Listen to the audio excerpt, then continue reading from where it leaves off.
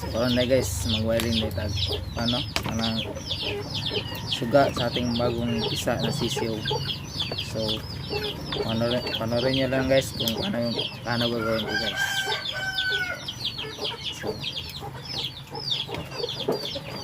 bali ito guys, babalatan ko guys. Dito ko lang sa ikon. So ito yung ilaw ko guys, 25 watts para sa agong pisa na sisiyo.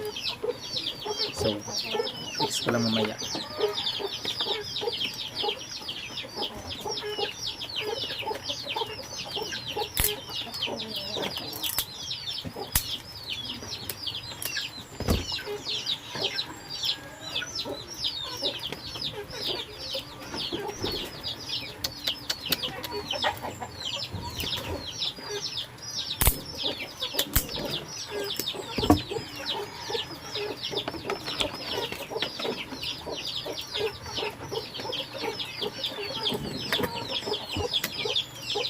Lagyan natin guys kasi hindi natin siya pwede isama sa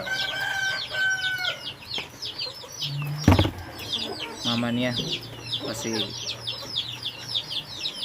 hindi siya marunong mag-alaga ng kanyang mga sisiw. So ang ginawa ko lang guys, nilagyan ko ng suga, ilaw. So yun lang yung ko para mainit naman sila.